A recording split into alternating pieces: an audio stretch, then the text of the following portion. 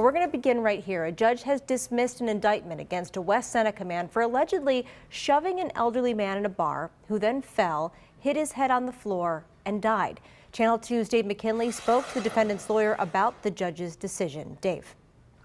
Kate, viewers might well remember this case because it all began over an argument over wearing a mask at a time when the county still had an indoor mask mandate due to the persisting pandemic. Witnesses say that in September 2020, inside this bar on Southwestern Boulevard, 80-year-old Rocco Sapienza began badgering Donald Lewinsky about his not wearing a mask and threatening to beat him up or even kill him if he didn't put one on.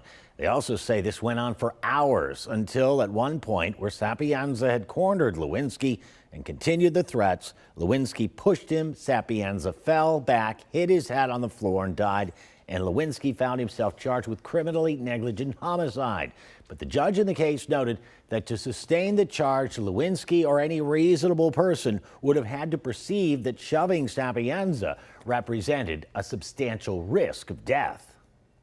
And it was not even, as the judge says, something that the average person would deem to be a possible result of pushing someone. When you apply the facts of this case to the elements of the offense and prior case law, the proof was simply insufficient in front of the grand jury to sustain an indictment.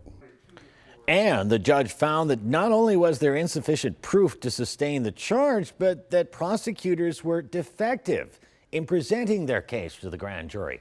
And this was because prosecutors failed to tell grand jurors who indicted Lewinsky that they could have considered his actions a matter of self-defense, which they're required to by law. We did reach out to District Attorney John Flynn for comment, but his office said they would have none, only confirming they will file a notice of intent to appeal this ruling. Dave McKinley, Channel 2 News.